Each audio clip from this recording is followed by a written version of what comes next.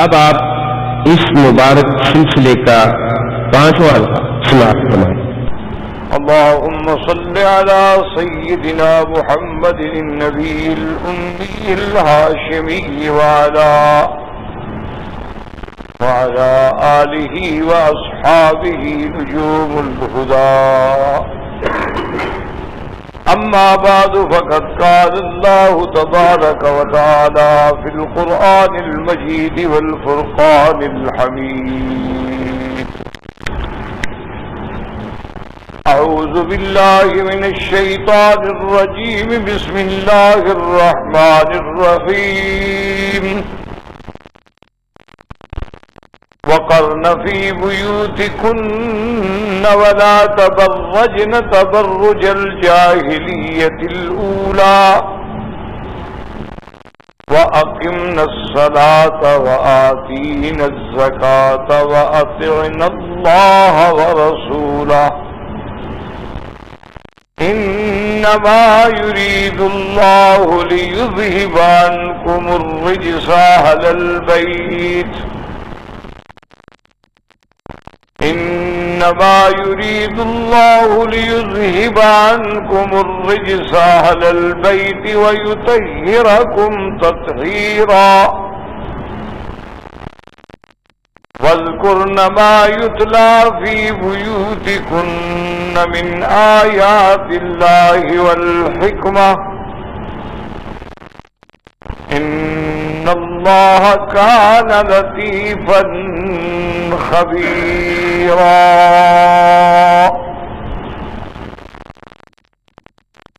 قال النبي صلى الله عليه وسلم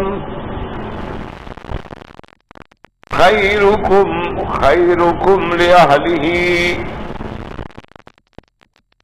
وأنا خير لأهلي أو كما قال النبي صلى الله عليه وسلم.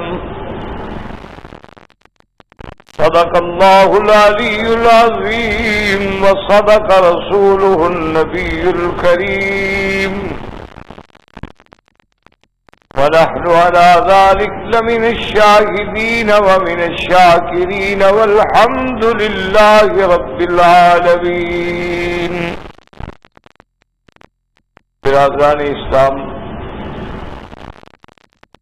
واجب الاسلام، بزرگوں، دوستوں، بھائیوں، عزیز نوجوانوں،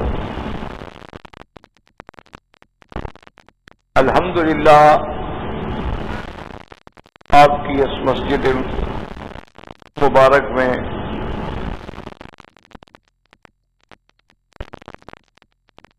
سلسلہ دروس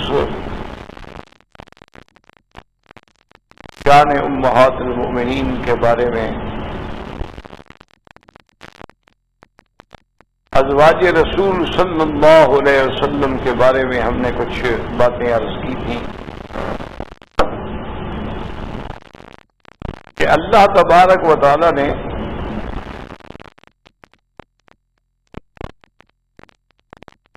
کہ ہمارا ایمان ہے اور عقیدہ ہے اور اس میں کوئی اختلاف نہیں کہ اللہ تبارک و تعالی نے افضل الرسل، خاتم الرسل، امام الانبیاء والمرسلین، رحمت للعالمین سیدنا محمد مصطفیٰ صلی اللہ علیہ وسلم کو تمام انبیاء برحق ہیں، تمام رسول برحق ہیں، ان کی عظمت شان برحق ہے، لیکن سب سے افضل، سب سے اجمل، سب سے اکمل شریعت والے نبی جو ہیں وہ حضرت محمد مصطفیٰ صلی اللہ علیہ وسلم ہے. اس میں کسی کا بھی اختلاف نہیں ہے. کوئی یعنی ہر وہ انسان جو الحمدللہ کلمہ پڑھتا ہے وہ اس بات پہ اتفاق کرتا ہے کہ حضور صلی اللہ علیہ وسلم کو پورے عالم کے لیے بھیجا گیا، کسی خاص قوم کے لیے نہیں بھیجا گیا، کسی خاص علاقے کے لیے نہیں بھیجا گیا. تو اس میں یعنی یہ بالاتفاق بات ہے کہ آپ سب سے افضل ہیں، آپ تمام انبیاء اور رسولوں کے امام ہیں، آپ سید الاولین والآخرین ہیں۔ اور اس کو حضور صلی اللہ علیہ وسلم نے خود بھی فرمایا کہ اللہ نے مجھے چن لیا، اللہ نے مجھے چن لیا ہے۔ جس کو اللہ چن لے، ایک تو مطلق آیت مبارک ہے نا کہ اللہ اعلم حیث یجعل رسالتہ، کہ اللہ جانتے ہیں نا کہ مقام رسالت کا، مقام نبوت کا، تاج نبوت اور تاج رسالت کے پہننے کا حقدار کون ہے۔ تو جن کو اللہ نے رسول بنایا اللہ جانتے ہیں، اللہ اعلم۔ اسی طرح اللہ تبارک و تعالی نے موسیٰ علیہ السلام کے بارے میں فرمایا کہ موسیٰ علیہ السلام میں نے آپ کو چن لیا ہے، ان اصطفیتک علی الناس برسالتی، میں نے آپ کو اپنی رسالت اور اپنی کلام کے لیے چن لیا ہے۔ اسی طرح اللہ تبارک و تعالی نے بیوی مریم کو فرمایا۔ اسی طرح حضور صلی اللہ علیہ وسلم نے تو پھر اس کی بڑی تفصیل سے بیان فرمایا۔ آپ نے فرمایا کہ ان اللہ اصطفى کنانۃ من ولد اسماعیل، کہ اللہ نے اولاد اسماعیل میں سے کنانا کو چن لیا۔ واصطفى قریش من کنانہ، پھر اللہ نے قبیلہ قریش کو کنانا میں سے چن لیا۔ اور پھر اللہ نے واصطفى بنی ہاشم من قریش، پھر بنی ہاشم کو قریش کے قبیلے میں سے چن لیا۔ واصطفانی من بنی ہاشم، پھر بنی ہاشم بھی تو بہت تھے نا، کوئی ایک دو آدمیوں کا نام تو نہیں تھا، وہ جو ایک قبیلہ تھا، وہ بھی تو ایک شاخ تھی قریش کی بہت بڑی۔ تو اللہ نے پھر مجھے چن لیا، یعنی کتنا انتخاب در انتخاب در انتخاب در انتخاب، کہ اللہ تبارک و تعالی نے ولد اسماعیل میں سے اس قبیلے کو چنا، پھر قریش کو چنا، قریش سے بنو ہاشم کو چنا، بنو ہاشم میں سے بنی عبد المطلب کو چنا، اس میں سے اللہ نے محمد مصطفیٰ کو چنا صلی اللہ علیہ وعلی آلہ واصحابہ وسلم تسلیما کثیرا کثیرا۔ تو جب اتنا بڑا مقام ہو، اچھا اسی طرح آپ دیکھیں گے پھر حضور نے اس کو مزید وضاحت کی، فرمایا ان اللہ اصطفانی، ایک روایت میں کہ ان اللہ اختارنی، کہ اللہ نے مجھے اختیار فرمایا، مجھے چن لیا۔ واختار لی صحابی، پھر اللہ نے میرے لیے میرے صحابہ بھی چن لیے، کہ جن کو میرا دوست بنانا تھا، جن کو میرا ساتھی بنانا تھا، ان کو بھی اللہ تبارک و تعالی نے چن لیا۔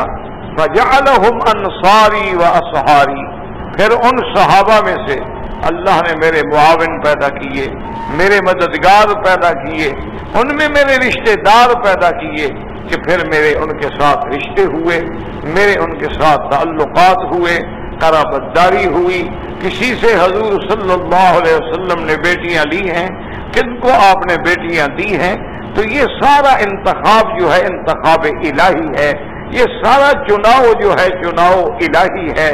اور جس بات کو اللہ چن لیتے ہیں تو اللہ چونکہ علیم ہیں، اللہ چونکہ علام الغیوب ہیں، اللہ تبارک و تعالیٰ کا علم محیط ہے، اس لیے اس چیز میں کبھی کوئی نقص نہیں ہو سکتا، کیونکہ چننے والی ذات ایسی پاک ہے کہ اس کے آگے کوئی چیز چھپی ہوئی نہیں۔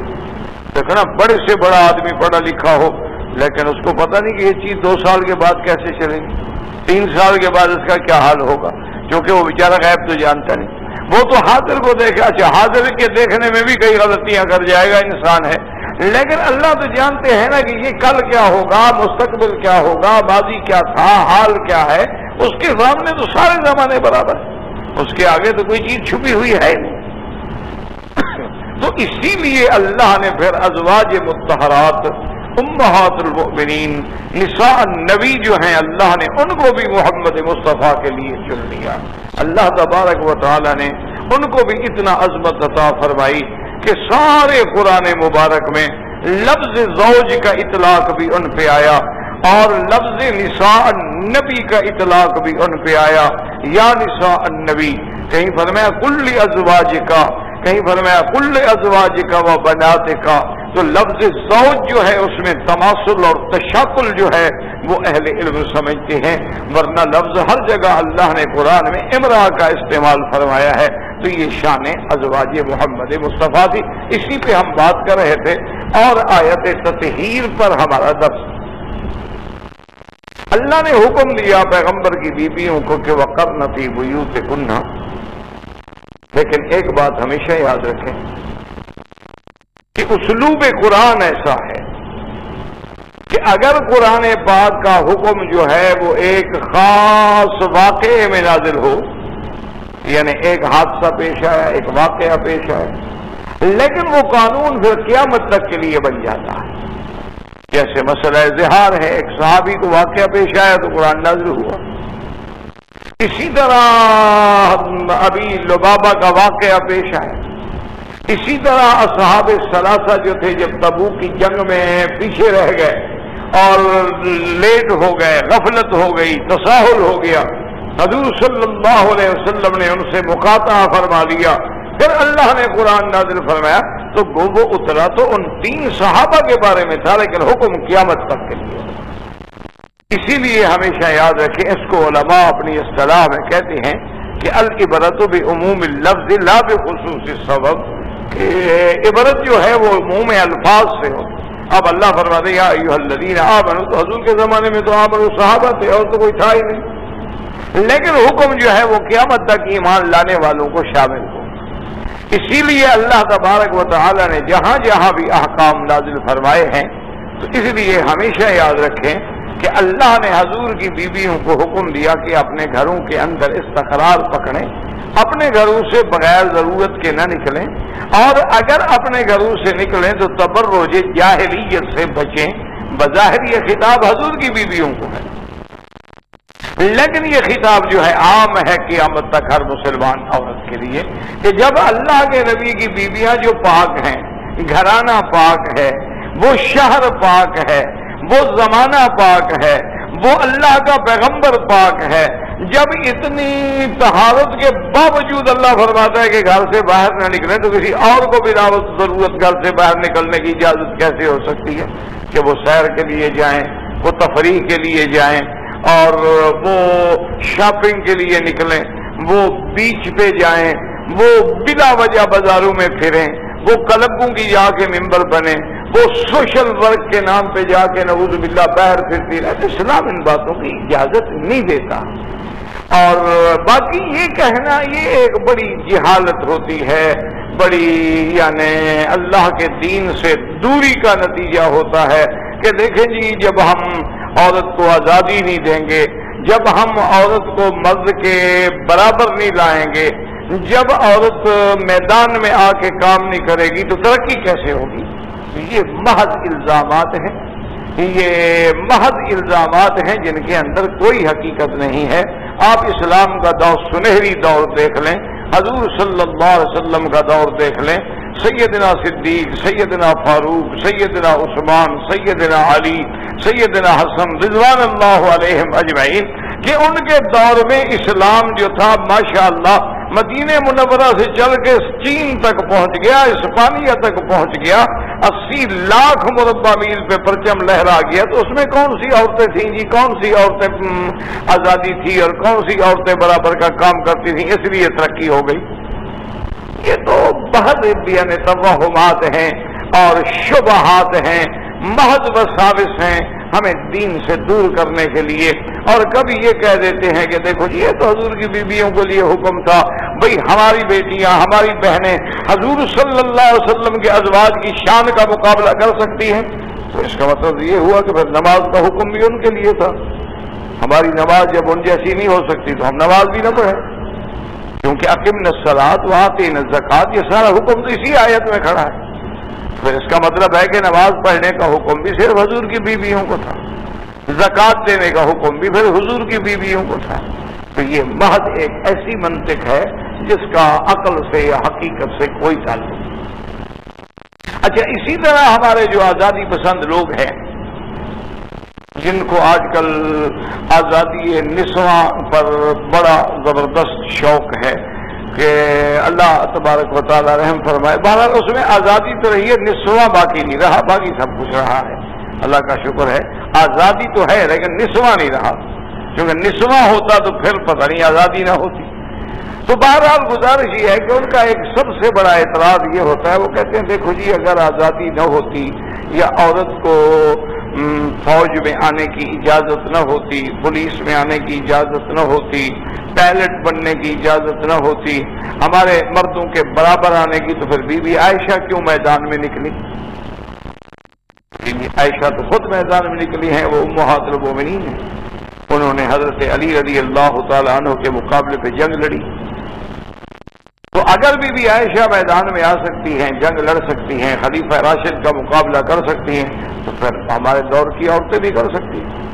اگر ان کے احکام عام ہیں تو پھر بی بی عائشہ کا جو عمل ہے پھر ہماری عورتیں بھی کر سکتی ہیں. اس کا مطلب ہے کہ ہم بھی فوج میں آ سکتے ہیں، ہماری عورتیں بھی آ سکتی ہیں اور وہ بھی تحریک چلا سکتی ہیں. تو اصل بات کو سمجھیں کہ سب سے پہلی بات تو دیکھیں کہ وہ واقعہ کیا تھا. تو اس کا مختصراً میں آپ سے عرض کروں کہ واقعہ یہ تھا کہ سیدہ عائشہ، بی بی ام سلمہ، بی بی صفیہ، یہ ازواج رسول ہیں، یہ حج کے لیے مکہ مکرمہ تشریف لائے. تو جب یہ حج کے لیے مکہ مکرمہ تشریف لے آئیں تو اسی دور میں حضرت عثمان غنی رضی اللہ تعالی عنہ مظلوم شہید کر دیے گئے. حضرت عثمان غنی رضی اللہ تعالی عنہ مدینہ منورہ میں آپ کو شہید کر دیا. جب حضرت عثمان غنی رضی اللہ تعالی عنہ شہید ہو گئے اور ان کے بعد خلافت کی بیعت جو ہے وہ سیدنا علی رضی اللہ تعالی عنہ کے ہاتھ پہ ہو گئی، تو وہ قاتلان عثمان جو تھے، یعنی وہ جماعت جنہوں نے سیدنا عثمان رضی اللہ تعالی عنہ کو شہید کیا، سب سے پہلے انہوں نے بڑھ کے بیعت کی حضرت علی کے ہاتھ پہ.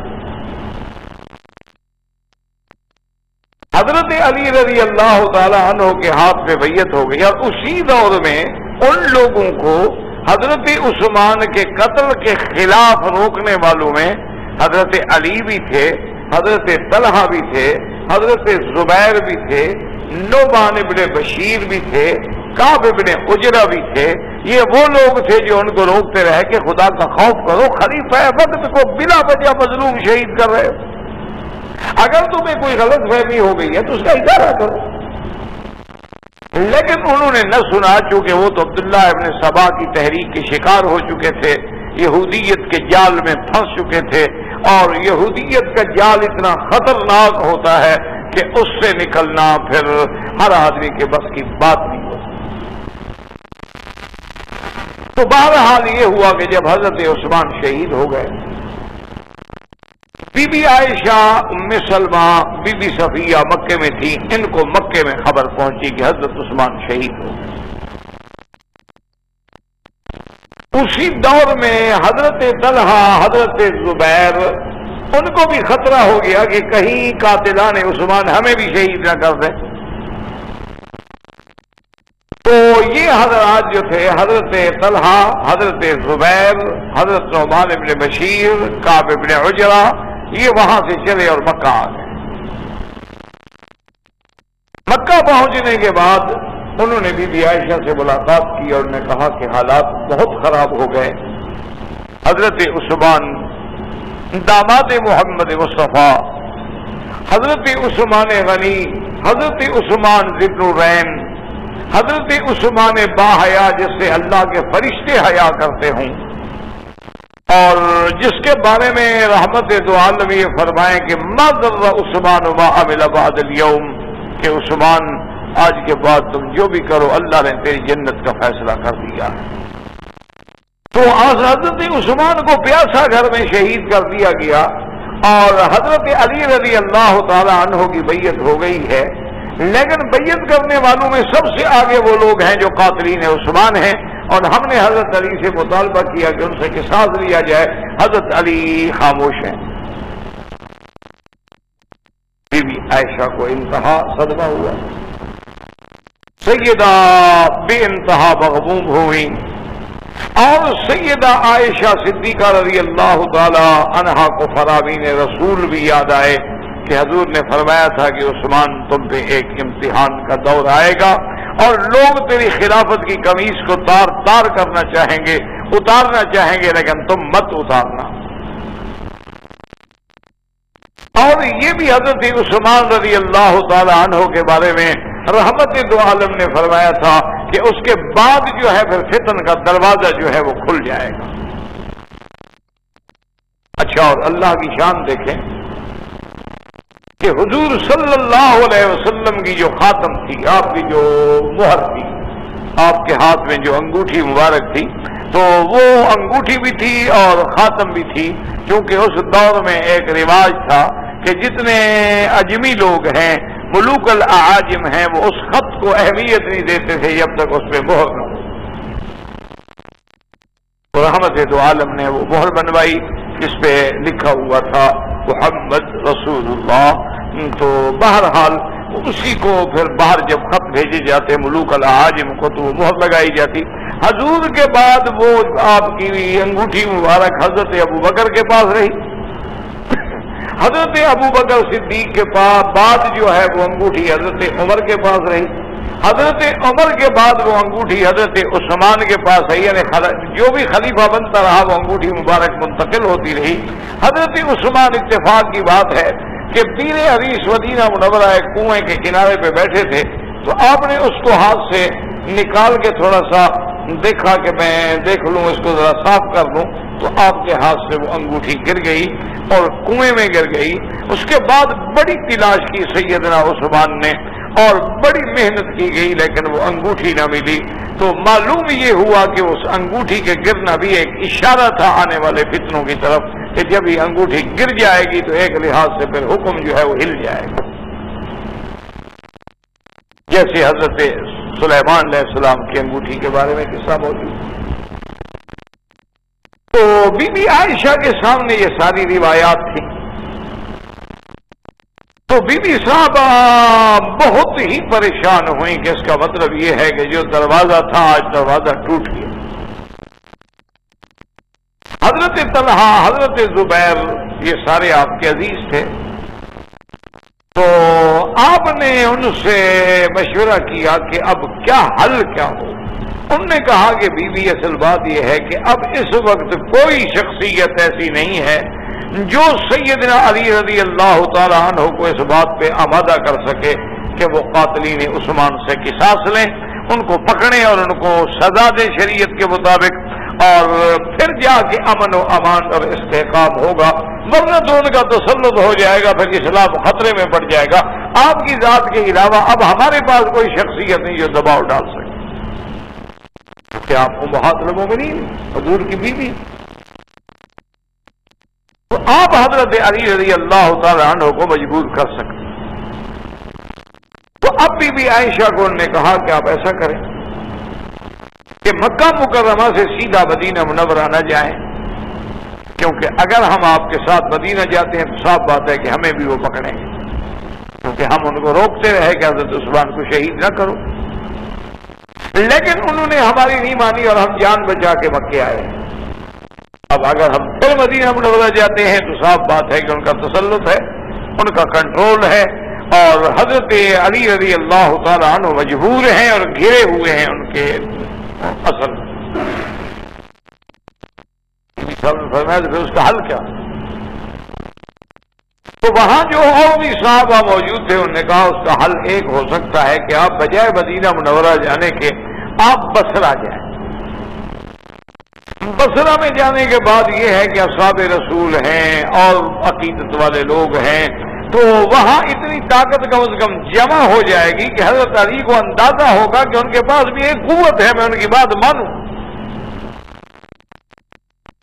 और अगर हजरत अली को कोई कमजोरी है तो आप उनकी मदद करें, ताकि हजरत उस्मान के कातिलों से बदला लिया जा सके। मकसद तो किसास है और तो कोई झगड़ा है नहीं। तो बहरहाल बीबी आयशा सिद्दीक़ा रज़ी अल्लाह ताला अन्हा इस बात पे राजी हो गई और बीबी साहिबा उनको साथ लेकर और ऊँटों पे सवार होके آپ نے سفر جو ہے بصرے کی طرف شروع کر دیا. بصرہ اب بھی مشہور ہے، بصرہ کوفہ عراق کے اندر شہر ہے. تو حضرت علی رضی اللہ تعالی عنہ کو مخالفین نے، دشمنان عثمان نے خبر دی. انہوں نے کہا کہ حضرت علی اگر آپ نے ابھی سے کنٹرول نہیں کیا تو بی بی عائشہ تو ایک عظیم طاقت بن کے ابھریں گی. وہ واقعہ رسول ہے،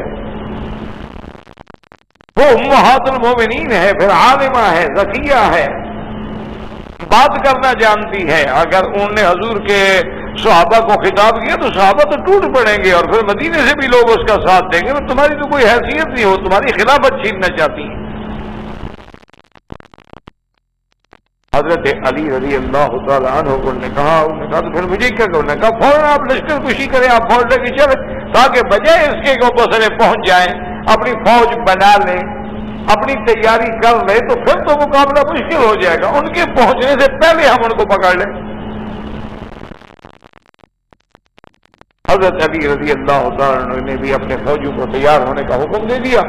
لیکن آپ کتابیں اٹھا کے دیکھیں، اہل سنت والجماعت کی کتابیں بھی اور اہل تشیع کی کتابیں بھی، کہ حضرت حسن نے، حضرت حسین نے، حضرت عبداللہ ابن جعفر نے، حضرت عبداللہ ابن عباس نے آ کے حضرت علی سے کہا کہ حضرت آپ غلطی کر رہے ہیں، آپ کبھی لشکر کشی نہ کریں، آپ کبھی فوج لے کے نہ جائیں. کس کے مقابلے پہ جائیں گے؟ اپنی اماں کا مقابلہ کریں گے، امہات المومنین کا مقابلہ کریں گے، اور پھر قیامت والے دن حضور کو کیا جواب دیں گے؟ آپ بالکل لشکر کشی نہ کریں. اور یہ تو ایک بات ہے، اس کو مذاکرات کے ذریعے حل کیا جا سکتا ہے. آپ دو آدمی منتخب کریں، وہ جا کے بی بی عائشہ سے بات کریں کہ اماں کیا چاہتی ہو، کیوں بلا وجہ بات کو بڑھا رہے ہیں آپ لوگ، یہ بات ختم ہو سکتی ہے. حضرت علی رضی اللہ تعالیٰ عنہ پہ اتنا دباؤ تھا کہ انہوں نے حضرت حسن حسین کی بات بھی نہیں مانی، حضرت عبداللہ ابن جعفر کی بات بھی نہیں مانی، عبداللہ ابن عباس کی بات بھی نہیں مانی، اور فوج لے کے نکل پڑے. لیکن حضرت حسن حسین ساتھ نہیں گئے. نے کہا ہم بی بی عائشہ کے مقابلے پہ نہیں جائیں،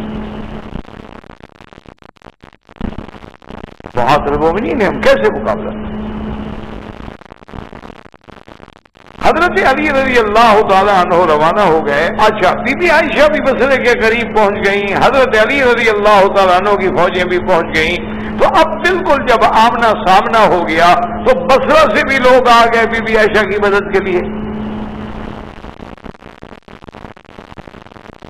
تو اب جب آمنا سامنا ہوا تو حضرت علی رضی اللہ تعالیٰ نے سوچا کہ بات تو بڑھ رہی ہے. انہوں نے حضرت قینقاع صحابی ہیں ان کو بھیجا کہ تم جا کے بی بی عائشہ سے بات کرو. اچھا ہوتا کہ میں مدینے سے نہ نکلتا، لیکن چونکہ اب ہم مدینہ منورہ سے نکل چکے ہیں اور بات ختم کی، اب واپس جانا جو ہے وہ بھی مشکل ہے. تم جا کے بی بی عائشہ سے پوچھو کہ بیوی صاحبہ کیا چاہتی ہیں آپ، اور اگر انہوں نے بات کر رہی تھی تو مدینہ منورہ آ کے میرے ساتھ بات کرتی، نہ کہ بصرہ جا کے اپنی قوت بنائے. حضرت قینقاع تشریف لائے. بی بی عائشہ رضی اللہ تعالی عنہا پردہ کے پیچھے بیٹھی تھی. انہوں نے آ کے سلام کیا. انہوں نے پوچھا کہ ماذا ترضین سیدہ عائشہ، ماذا ترین، ماذا تحبین، کیا چاہتی ہے؟ انہوں نے کہا ہے بنی الاصلاح، کیا میرے بیٹے میں تو اصلاح چاہتی ہوں، میں تو صلح چاہتی ہوں. ہمارا تو صرف ایک مطالبہ ہے کہ قاتلان عثمان کو پکڑا جائے. اگر خلفاء رسول اسی طرح شہید ہوتے رہیں اور قاتل دندناتے رہیں پھر تو کوئی کرسی پہ نہیں بیٹھے گا. اگر خلیفہ راشد کو شہید کر دیا جائے اور قاتلان عثمان جیسے لوگوں کو کھلی چھٹی ہو کہ وہ پھر رہے ہوں مدینہ منورہ میں، ان کا کنٹرول بھی ہو، اور قاتل ہنستے ہوں اور دندنا کے پھرتے ہوں، اور اس کا معنی تو یہ ہوا کہ پھر تو کوئی خلیفہ نہیں بچے گا. اور دیکھو بی بی عائشہ کی بات کتنی سچی تھی. اس کے بعد تاریخ عالم اٹھا کے دیکھ لیں کہ ہر چھٹا خلیفہ مسلمانوں کا شہید ہوا. پوری تاریخ اٹھا کے دیکھ لیں، یعنی اس دور سے لے کر آخر تک کہ ہر چھٹا خلیفہ لازم شہید کیا گیا. وہی بات جو بی بی عائشہ نے اس وقت کی تھی کہ اگر قاتلوں کو چھوڑ دیا جائے تو پھر تو مقصد دروازہ ہی کھل گیا. تو میں صرف یہ چاہتی ہوں، نہ جنگ چاہتی ہوں، نہ ہمیں خلافت کی ضرورت ہے، نہ ہمیں حضرت علی کے بجائے کسی اور کو خلیفہ بنانا ہے. حضرت علی تو داماد محمد مصطفیٰ ہیں، زوج فاطمہ ہیں، ابو الحسن والحسین ہیں. ہم تو سب سے پہلے ان کی بیعت کریں گے. تو حضرت قینقاع جب آئے انہوں نے حضرت علی سے میں کیسے کھڑا ہوں؟ انہوں نے کہا کہ دیکھو تم دوبارہ جاؤ اور بی بی عائشہ سے جا کے یہ کہو کہ حضرت علی تمہارے بیٹے ہیں. وہ کہتے ہیں جس طرح تم یقین کرنا چاہو وہ اس سے اعتماد لے لو. سب سے پہلے بیعت کر کے اپنی پوری طاقت جو ہے مجھے دو، میرے ہاتھ پاؤں مضبوط کرو، مجھے استحکام نصیب ہو. ابھی مجھے مدینہ منورہ پہ پورا کنٹرول نہیں ہے، انہی لوگوں کا کنٹرول ہے جو قاتلان عثمان ہیں. میں اگر ان سے بدلہ لیتا ہوں تو مجھے بھی شہید کر دیا جائے گا. میں اس حالت میں نہیں ہوں کہ ان سے قصاص لے سکوں. سب سے پہلے یہ ہے کہ آپ لوگ میری بیعت کریں. آپ کے جتنے لوگ ساتھ ہیں، حضرت طلحہ ہیں، حضرت زبیر ہیں، حضرت عبداللہ ابن جعفر ہیں، جتنے لوگ ہیں اور بصرہ کے لوگ ہیں وہ سارے میری بیعت کریں تاکہ قاتلان عثمان کو یہ اندازہ ہو سکے کہ اب حضرت علی کی خلافت مستحکم ہو گئی ہے. اب سب نے حضرت علی کے ہاتھ میں بیعت کر لی ہے تو اس کے بعد مجھے 100-200 آدمی کا پکڑنا جو ہے وہ مشکل نہیں ہوگا، ورنہ اس سے پہلے میں ان کو کچھ نہیں کہتا. بی بی عائشہ کو جب اطلاع ملی انہوں نے کہا بالکل ٹھیک کہتا ہے حضرت علی، میں راضی ہوں. ہمارا مقصد تو صرف قصاص عثمان ہے اور ہمارا تو کوئی مطالبہ ہی نہیں. ہم راضی ہیں، چلیں پھر مدینہ منورہ چلتے ہیں اور وہاں جا کے ہم آپ کی بیعت کرتے ہیں.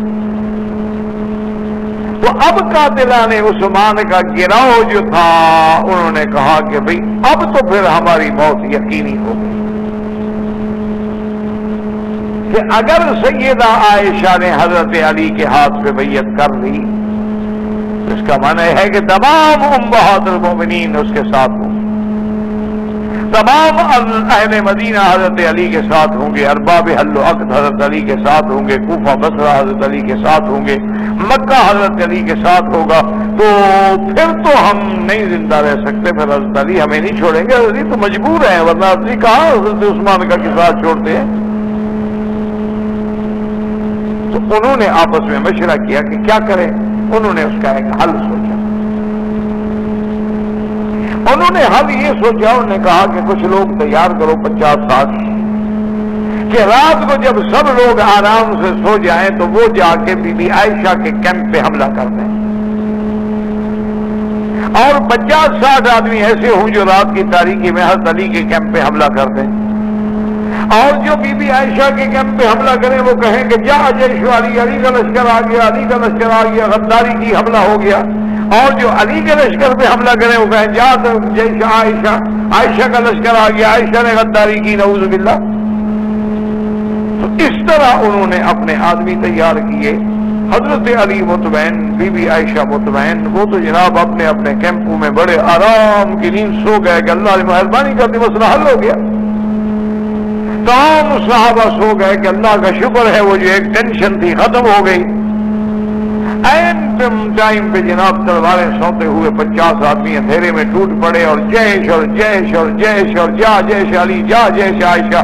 نتیجہ یہ نکلا کہ جو بھی نیند سے اٹھتا گیا ہتھیار پکڑتا گیا، لڑائی شروع ہو گئی. ہزاروں اصحاب رسول جو تھے وہ شہید رضوان اللہ تعالی علیہم اجمعین، اور دشمنوں کی چال جو تھی وہ کامیاب ہو گئی. آج بھی آپ دنیا میں کتابیں اٹھا کے دیکھیں کہ حضرت علی رضی اللہ تعالیٰ عنہ ایسے اپنے غانوں پہ بیٹھ کے ہاتھ مار رہے ہوتے تھے افسوس سے، اور کہتے تھے کہ میں کیا جواب دوں گا، میں کیسے سرکار دو عالم کے سامنے جاؤں گا. اور بی بی عائشہ کا یہ عالم تھا کہ روتے روتے آپ کا دوپٹہ بھیگ جاتا تھا. تو اس لیے اب دیکھنا چاہیے کہ یہ جو حکم ہے گھر میں رہنے کا، اگر بی بی عائشہ کے باہر نکلنے سے استدلال کیا جائے تو پہلے تو دیکھا جائے نا کہ بی بی عائشہ کے حالات کیا تھے۔ وہ تو قصاص عثمان کے لیے کھڑی ہوئی۔ آج بھی اگر کسی عورت کے بھائی کو، خاندان کو قتل کر دیا جائے تو اس کو اسلام حق دیتا ہے، وہ کورٹ میں جائے، عدالت میں جائے، مقدمہ کرے، مطالبہ کرے، اپنی کوئی پابندی نہیں۔ لیکن اس کو دلیل بنا کر یہ کیسے دلیل دی جا سکتی ہے کہ عورت کرکٹ کھیلے؟ یہ کیسے دلیل دی جا سکتی ہے کہ ہم فٹ بال کی ٹیمیں بنائیں؟ یہ کیسے دلیل دی جا سکتی ہے کہ کاسٹیوم پہن کے جناب وہ سمندر کے کنارے پہ اٹکیلیاں کرے؟ یہ کیسے دلیل دی جا سکتی ہے کہ وہ کلب میں آ کے اپنے حسن کی نمائش کرے؟ یہ کیسے دلیل دی جا سکتی ہے کہ وہ ہماری محفل شمع محفل بنے؟ یہ کون سی دلیل؟ ان میں سے کتنے کا باپ شہید ہو گئے ہیں کہ ان کے قصاص کے لیے پھر رہی ہے؟ اس لیے ایسے ہیں۔ اور پھر یہ دیکھو کہ اس کے باوجود کہ وہ بی بی مجبور ہے، پہلے سے مکہ گئی ہے، اس کے باوجود بی بی صاحبہ روتے روتے، اور حتیٰ کہ بی بی عائشہ فرماتی ہیں کہ واللہ میری تمنا تھی کہ میں بھی حضور کے روضہ مبارک میں دفن ہو جاتی، لیکن میں نے جو غلطی کی تھی اس وجہ سے مجھے حیا آتی ہے کہ میں روضہ رسول میں کیسے دفن ہوں۔ اس لیے بی بی عائشہ نے فرمایا، حکم دیا کہ میری موت کے بعد مجھے جنت البقیع میں دفن کیا جائے، کیونکہ بہرحال کسی نہ کسی شکل میں میں نے اس آیت کی خلاف ورزی تو کی ہے، گھر سے باہر تو نکلی ہوں، چاہے میں مجبور تھی چاہے میں حق پہ تھی، لیکن کرنا فی بیوتکن، تو بی بی صاحبہ کو تو ساری زندگی اپنے نکلنے پر ندامت رہی، ساری زندگی بی بی صاحبہ کو احساس رہا، افسوس رہا کہ میں نے کیا کیا، مجھے باہر نہیں جانا چاہیے۔ تو اس لیے ایسی آیتوں سے استدلال پکڑنا جو ہے وہ جہالت ہے اور غباوت ہے اور شقاوت ہے۔ اللہ کا حکم ہے، عورت کی شان اسی میں ہے، اللہ نے عورت کی عظمت اسی میں رکھی ہے کہ عورت اللہ تبارک و تعالیٰ نے ایسا قیمتی ہیرا بنایا ہے کہ جس کو جتنا سنبھال کے رکھو گے، جس کو جتنا پردوں میں رکھو گے، جس کو جتنا حفاظت سے رکھو گے، اتنا اس کی چمک میں اضافہ ہوگا، کیونکہ عورت کا حسن جو ہے وہ حیا کا نام ہوتا ہے، حسن بے حیائی کا نام نہیں ہوتا ہے، حسن آوارگی کا نام نہیں ہوتا ہے، حسن فیشن کا نام نہیں ہوتا ہے۔ اللہ نے جو حسن و جمال دیا ہوتا ہے وہ تو حیا کا نام ہے، وہ تو عزت کا نام ہے، وہ عفت کا نام ہے، وہ عصمت کا نام ہے۔ اس لیے اللہ نے حکم دیا وَقَرْنَ فِي بُيُوتِكُنَّ وَلَا تَبَرَّجْنَ تَبَرُّجَ الْجَاهِلِيَّةِ الْأُولَى وَأَقِمْنَ الصَّلَاةَ وَآتِينَ الزَّكَاةَ وَأَطِعْنَ اللَّهَ وَرَسُولَهُ إِنَّمَا يُرِيدُ اللَّهُ لِيُذْهِبَ۔ اب جناب اس میں دیکھیں کہ اللہ نے ایک تو حکم دیا کہ گھر میں رہیں، دوسرا حکم یہ دیا کہ اگر کبھی نکلنا پڑے عورت کو گھر سے نکلنے کے لیے شرعاً جائز ہے، نماز کے لیے جائز۔ اچھا گھر میں کوئی نہیں ہے، سودا صرف لینا ہے، جائز ہے۔ گھر میں کوئی نہیں ہے، چھوٹا بچہ ہے، اسکول چھوڑنا ہے، جائز ہے، مجبور ہے۔ اس لیے لیکن شرط یہ ہے کہ جب نکلے وَلَا تَبَرَّجْنَ تَبَرُّجَ الْجَاهِلِيَّةِ، تبرج کہتے ہیں کسی، جیسے کہتے ہیں برج بنا ٹاور دور سے نظر آتا ہے نا، تو وہ اپنے آپ کو لوگوں کے لیے مینار نہ بنائے کہ سب کی نظریں اس کی طرف آئیں۔ وہ اپنے لباس کو، اپنے سنگار کو، اپنے زیورات کو اس انداز میں پہن کے نہ نکلے کہ لوگوں کی نظریں اس پہ پڑیں۔ وہ اپنی چال اور ڈھال کو اس انداز میں نہ بنائے کہ لوگوں کی نظر پڑے کہ بھئی یہ کون مستانی چال چل رہا ہے۔ تو اس لیے یہ حکم آ گیا وَلَا تَبَرُّجْنَ تَبَرُّجَ الْجَاهِلِيَّةِ۔ جاہلیہ کا معنی یہ ہے کہ اسلام کے علاوہ جو وہ تہذیب تھی اس وقت وہ جاہلیت تھی، اسلام سے پہلے بھی جاہلیت تھی، اور ان کے اندر یہ کھلا تھا، تبرج تھا، سفور تھا، کوئی پردے کا لحاظ نہیں تھا، وہ اپنے جسم کی، بدن کی، زیورات کی، ہر چیز کی نمائش کرتی تھی۔ اللہ نے اس سے روک دیا۔ اور تیسرا حکم یہ دیا کہ بھئی ان چیزوں پہ عمل کرنا، شریعت پہ قائم رہنا، اللہ رسول کے حکم پہ قائم رہنا، پردے پہ قائم رہنا۔ اس کا طریقہ کیا فرمایا؟ اقمنا الصلاۃ، کہ نماز قائم کریں، کیونکہ نماز ایک ایسی چیز ہے کہ اس کا اللہ کے ساتھ بندے کا صلہ ہو جاتا ہے، اللہ کے ساتھ بندے کا ربط ہو جاتا ہے، صلۃ بین العبد و بین الرب، اللہ کے ساتھ بندے کا تعلق جڑ جاتا ہے۔ اور نماز جو ہے وہ ذکر ہے، نماز جو ہے وہ فکر ہے، نماز جو ہے وہ معراج مومن ہے، نماز جو ہے وہ دربار خداوندی کی حاضری ہے۔ تو جب 5 وقت آدمی اللہ کے دربار میں حاضر ہوگا، لازمی بات ہے کہ اس کے اندر تبدیلی تو آئے گی، لازمی بات ہے کہ گناہوں سے نفرت تو آئے گی، لازمی بات ہے کہ بھلائی سے محبت تو آئے گی، لازمی بات ہے کہ اہل اللہ کی شمس، ہر جگہ آپ کو یہی حکم ملے گا۔ جیسے یہاں آیت ہے اقم الصلاۃ، ہر جگہ اللہ نے یہ نہیں کہا کہ صلو، اللہ نے یہ نہیں کہا کہ اسی کو آپ نے قائم کرنا ہو۔ اس کو آپ نے مثلاً آپ یوں سمجھ لیں کہ یہ ایک ٹاور ہے، مینار ہے، ہم نے اس کو قائم کرنا ہے، قائم ہے نا کھڑا کرنا ہے، تو آپ کھڑا کیسے کریں گے؟ اگر ذرا بھی ٹیڑھا ہوگا تو کھڑا کیسے ہوگا؟ تو یہ تو تب کھڑا ہوگا کہ یہ ہر طرف سے بالکل اپنے اس زاویے پہ کھڑا ہو، اپنے ذرا سا میدان ہوا کہ آپ دیکھتے نہیں بڑی سی بڑی مضبوط بلڈنگ ہو، لیکن ذرا سی بھی اس میں میل آنا شروع ہو گیا، او یہ گئی۔ تو قائم کرنے کا معنی علماء نے فرمایا کہ قائم نماز کرنے کا معنی یہ ہے کہ اداؤها بشروطها وارکانها فی اوقاتها، کہ نماز کو اس کے شرائط، اس کے ارکان، اس کے فرائض، اس کے واجبات، اس کے سنن، اس کے مستحبات اور اوقات، اس میں اس طرح ادا کرنے کا نام ہے قائم کرنا۔ اگر آپ نے فجر کی نماز پڑھی جب سورج نکلنے لگا، آپ نے عصر کی نماز پڑھی جب سورج ڈوبنے لگا، اچھا آپ کی نیند کھل گئی تو آپ نے پڑھ لی، نیند نہیں کھلی تو چلو سورج نکلنے کے بعد پڑھ لیں گے، تو یہ قائم کرنا نہیں ہوتا۔ ان الصلاۃ کانت علی المؤمنین کتابا موقوتا، کہ نماز کو ان کے اوقات میں اور ان کے شروط و ارکان سے بغیر وضو کے پڑھ دیں گے نماز نہیں ہوگی۔ اگر آپ نے نماز پڑھی ہے اور بغیر تلاوت کے، بغیر رکوع سجود کے، نماز نہیں ہوگی۔ تو نماز کے شروط ہیں، ارکان ہیں، اوقات ہیں، حدود ہیں، ضوابط ہیں، اس کے مطابق پابندی کے ساتھ جب نماز پڑھیں گے تو یہ ہوگا نماز کا قائم کرنا۔ تو اللہ نے نبی کی بیویوں کو بھی حکم دیا وَأَقِمْنَ الصَّلَاةَ وَآتِينَ الزَّكَاةَ۔ اچھا علماء فرماتے ہیں کہ دیکھیں اللہ تبارک و تعالیٰ کی شان دیکھیں اور قرآن کو سمجھیں۔ اس سے پہلے آپ پڑھ چکے ہیں نا آیت تخیل۔ آیت تخیل کیا تھی کہ بیویوں نے حضور سے خرچ لگتی تھی نا، مطالبہ کرتی تھی، حضور ناراض ہو گئے، حضور نے قسم کھا لی کہ میں بیویوں کے پاس 1 مہینہ نہیں آؤں گا۔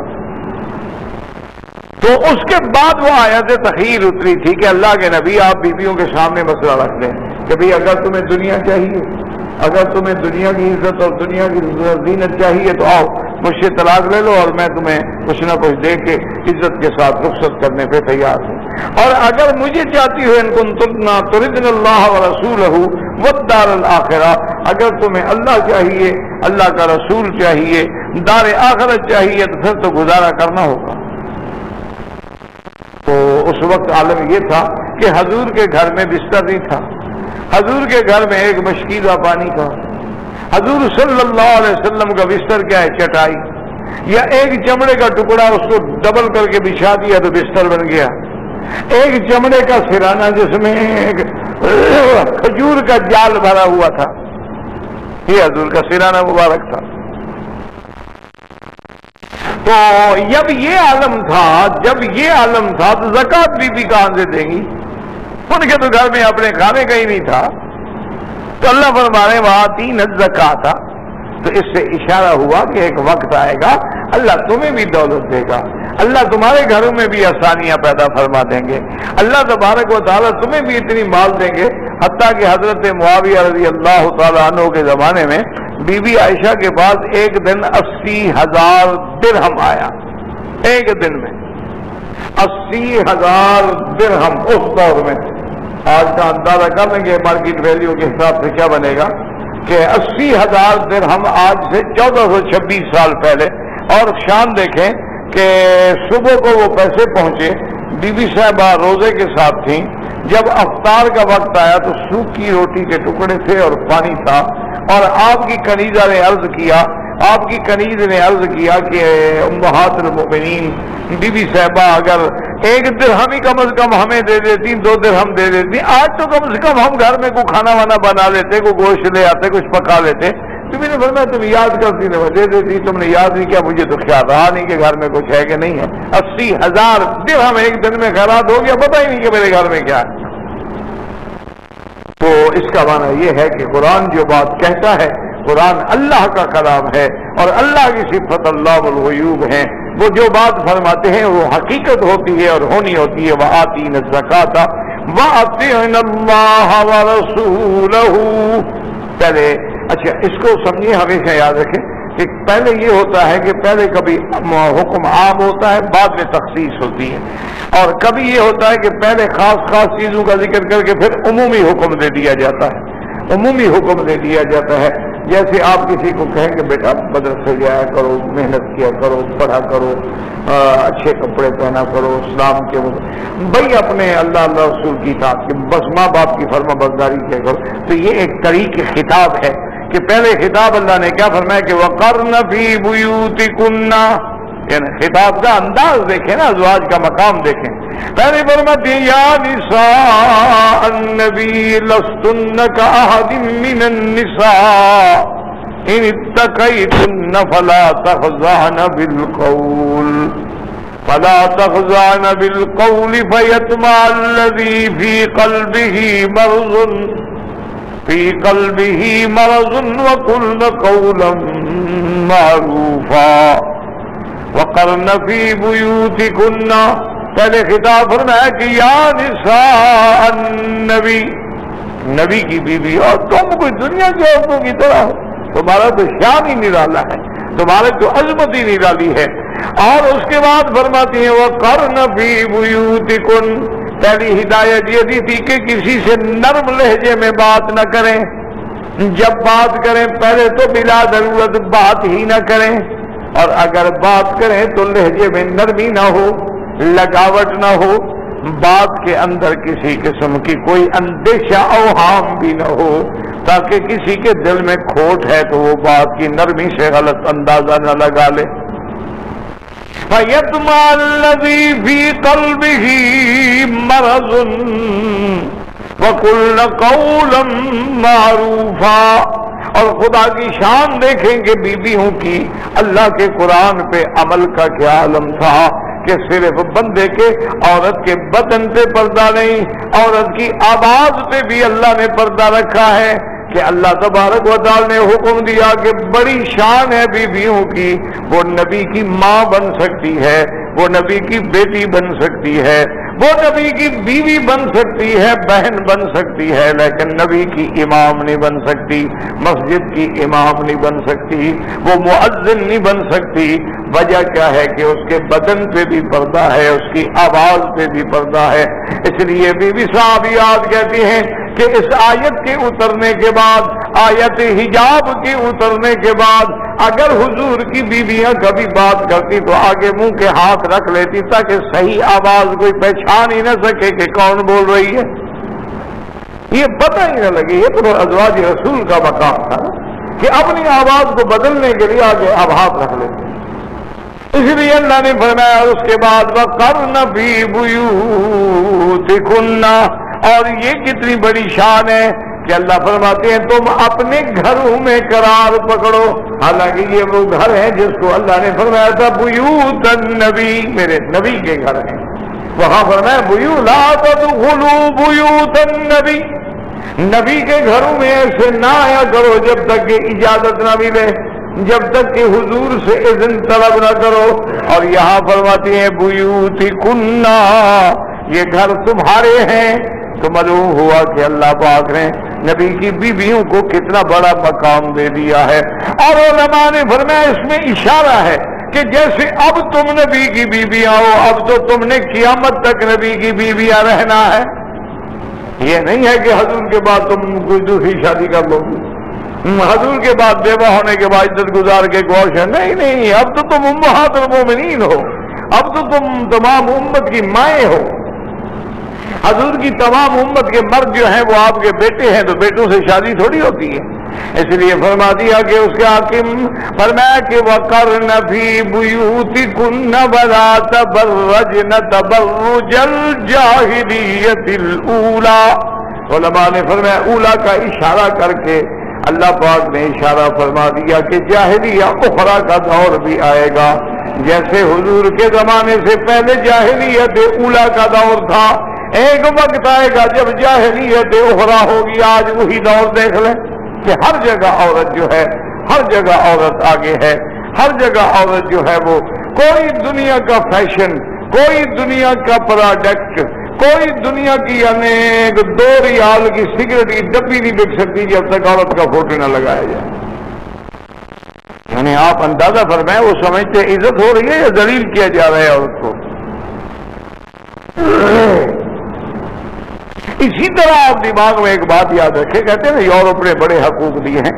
یورپ نے عورت کو عورت سمجھ کے حقوق نہیں دیے ہیں.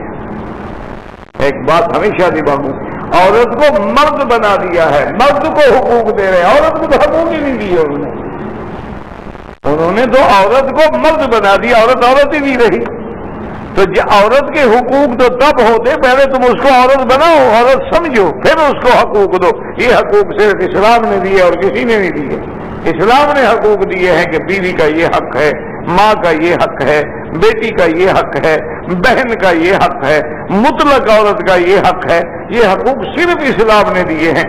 وہ تو کیا یہ کیا حق ہوا کہ چلی کیونکہ مرد بھی گاڑی چلاتا ہے تم بھی ڈرائیوری کرو، مرد بھی کلرک ہوتا ہے تم بھی کلرک بنو، مرد بھی ٹائپسٹ ہوتا ہے تم بھی ٹائپسٹ بنو، مرد بھی سیکٹری ہوتا ہے تم بھی سیکٹری بنو، مرد بھی ٹیلی فون آپریٹر ہوتا ہے تم بھی ٹیلی فون آپریٹر بنو.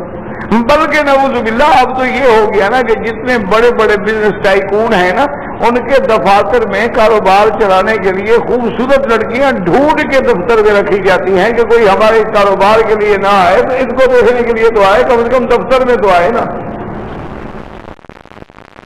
وہ تمہیں کوئی حقوق تو نہیں دیے جا رہے، تمہارے حقوق میں تو ڈاکہ ڈالا جا رہا ہے. تمہیں مرد ہونے کے، عورت ہونے کے بجائے مرد بنایا جا رہا ہے. اسلام نے تمہیں حقوق دیے، اسی لیے اسلام اس کے بعد فرماتی ہے وَأَقِمْنَ الصَّلَاةَ وَآتِينَ الزَّكَاةَ. یہاں سے اشارہ ہو گیا کہ جب نبی کی بیویاں بغیر نماز کے نہیں چھوٹ سکتی تو کسی عام عورت کا کیا مقام ہے کہ نماز نہ پڑھے. اللہ کے نبی کی بیویاں، اللہ فرماتے ہیں نماز قائم کرو، اپنے اپنے وقت میں شروط و ارکان کے ساتھ ادا کرو.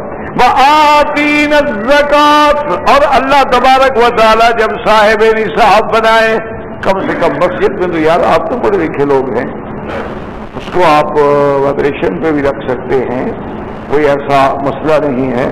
اور اگر کوئی بہت زیادہ ایسا ہو تو آدمی ہاتھ پہ رکھ لیتا ہے ایسی جگہ تاکہ کوئی ایسی ہو تو وہ رہ نہ جائے. مسجد کے اندر موسیقی، انا للہ و انا الیہ راجعون. دشمن نے تو خیر چال چلی ہے لیکن اس کی چال کو ناکام کرنا تو ہم مسلمانوں کا کام ہے. جہاں تالی بجانا منع ہے، اللہ فرماتا ہے کہ کافروں کی نماز کیا تھی، وما کان صلاتهم عند البیت الا مکاء وتصدیہ، تالیاں پیٹتے تھے اور سیٹیاں بجاتے تھے. اور آج ہم باقاعدہ میوزک لگا کے بیٹھے ہوتے، اور میوزک بھی ایسے گندے، ایسے ذلیل، ایسے شہوت انگیز کہ جن کا آدمی تصور نہیں کر سکتا. اچھا ایک دفعہ تو ایسا بھی ہوا، ایک یورپ کا آدمی مجھے آ کے، میرا امریکہ کا تھا یا لندن کا تھا، اس نے کہا جی آج میں نے حتیم میں اور بین الرکنین یعنی رکن حجر اسود رکن یمانی کے درمیان فجر کی نماز کے اوقات میں نے دیکھا کہ جب ایک آدمی کے موبائل پہ وہ آیا میوزک چلا تو وہ بالکل وہ سروس تھی جو عیسائی اپنی عبادت کے وقت گرجوں میں لگاتے ہیں نا، وہی لگی. وہ جو اس قسم کا ان کا ایک میوزک ہوتا ہے نا جب وہ سروس کرتے ہیں، عبادت کرتے ہیں تو اس وقت وہ چالو ہوتا ہے، تو بالکل وہی جو تھا وہ لگا. اچھا ہو سکتا ہے کہ وہ موبائل والا جانتا بھی نہ ہو، موبائل والے بیچارے کو پتہ بھی نہ ہو، کیونکہ آج کل موبائل ہو گیا سستا. دشمن نے جو چیز پھیلانی ہو نا اس کو سستا کر دیتا ہے. ہر آدمی کی اب پہنچ میں آ گیا، ورنہ جب تک یہ نہیں تھے کہ لوگ مرتے نہیں گئے، لیکن اب چونکہ سستا ہو گیا ہے ہر آدمی خرید رہا ہے ماشاءاللہ. اور جس کو دیکھو جناب کعبۃ اللہ کا طواف ہے تب بھی موبائل ہاتھ میں ہے، حج اسود پہ کھڑا ہے موبائل ہاتھ میں ہے، حتیم کے اندر کھڑا ہے موبائل ہاتھ میں ہے، ریاض الجنہ میں نماز پڑھ رہا ہے، روضہ رسول اللہ پہ جہاں حکم ہے کہ آواز اونچی ہو تو تمہارے عمل تباہ کر دوں گا، وہاں یہ گانا لگا کے بیٹھا ہے۔ جہاں حکم ہے کہ لا ترفعوا اصواتکم فوق صوت النبی ولا تجہروا له بالقول كجهر بعضكم لبعض۔ علماء نے لکھا کہ مدینے میں جا رہے ہو یا چل رہے ہو ریاض الجنہ میں اسلام پڑھنے کے لیے تو اپنے پاؤں آرام آرام سے رکھو کہ پاؤں دھپ دھپ نہ کریں، اس آواز میں بھی خدا کہیں نہ پکڑ لیں۔ حضرت امیر المؤمنین سیدنا عمر رضی اللہ تعالی عنہ کے زمانے میں مسجد نبوی میں آواز آئی، آپ نے سنا کون ہے یہ لوگ، پکڑ کے لے آؤ ان کو، لے آئے صحابہ، من انتما، کون ہو تم؟ انہوں نے کہا نحن من اہل الطائف، ہم طائف کے رہنے والے ہیں۔